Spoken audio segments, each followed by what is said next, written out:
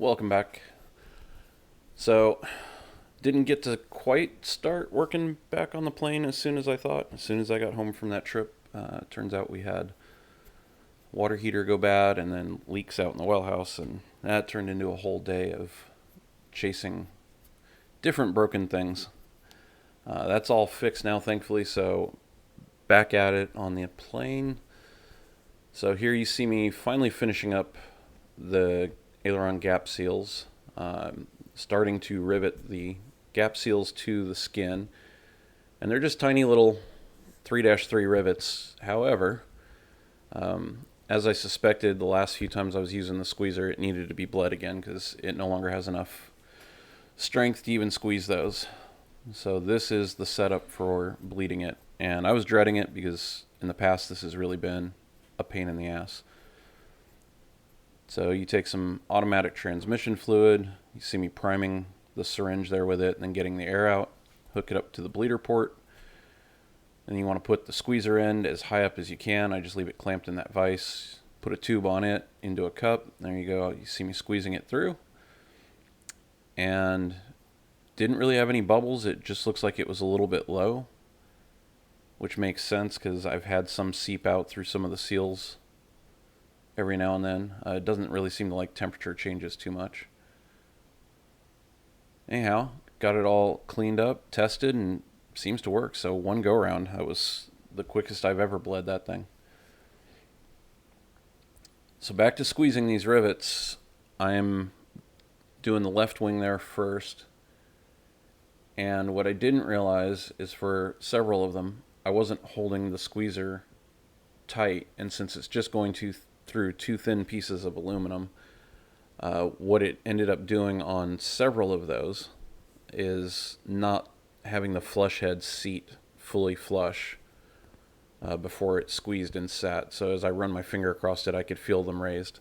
So I'm going to have to go back and drill several of those out and redo them, unfortunately. Learned my lesson and made sure that on this right wing, I absolutely held the squeezer tight, and they all came out perfect. So this is what I get for not doing anything for almost 3 weeks on the airplane and forgetting how I'm supposed to do things. But that closes out the gap seal and finishes all of that up.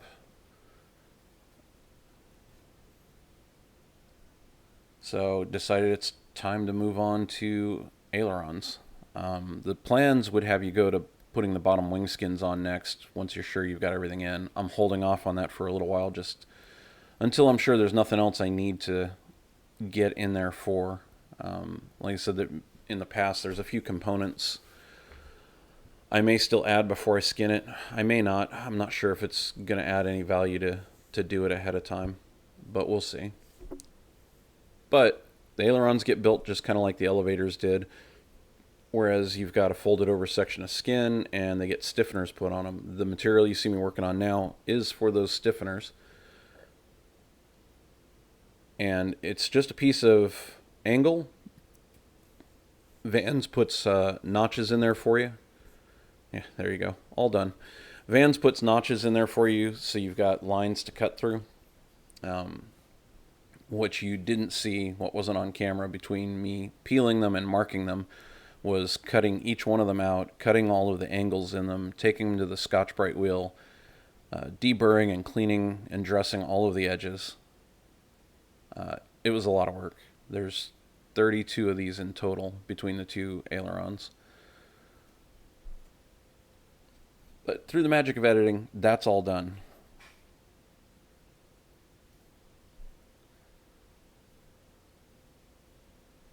Now you get them clecoed to the skin, and more of the same. Final size drill, deburr, dimple, and repeat.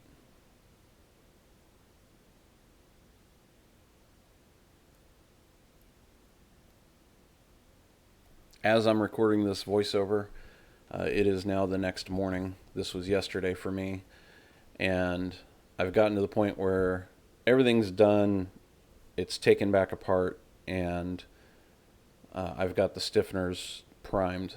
So here in a little bit, take the camera back out there, and where you're going to pick up at is me taking the primed stiffeners and back riveting them to the skins.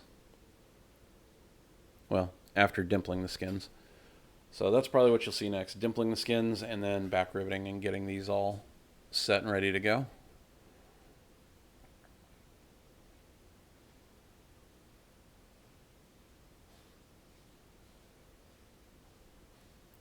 Here you see me marking where the stiffeners go now that they're final drilled. I'm not really sure how important that really is. Every one of these are drilled exactly the same, and just because I final drilled them to the final size, I don't think it's changing the location of those holes any. But I went ahead and did it so they can go back where they belong. And I did remember to transfer the numbers after I peeled the vinyl, so it wasn't a total loss.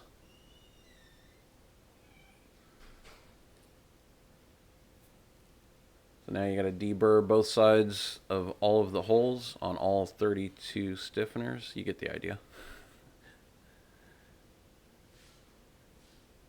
Peel the vinyl, marking where the stiffeners go.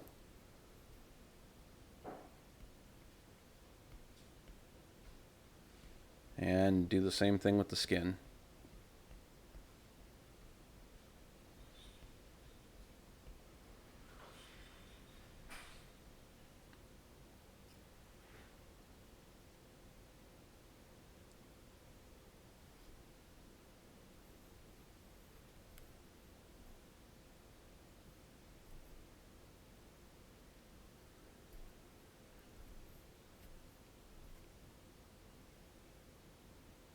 Getting the squeezer all set up so I can do the dimples. I decided it'd be better to scuff these things now. It's a lot easier without the dimples on there.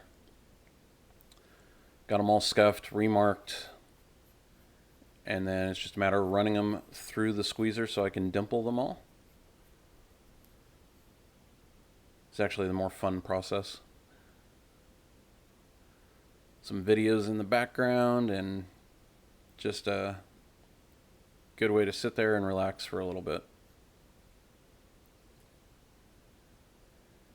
Anyhow, those are all done. You'll see some pictures of them all complete. And like I said, they're primed now, and it's time for me to get back out there and get back at it. Hope you all enjoyed. If you got any questions, leave them down below, and I will see you all in the next one.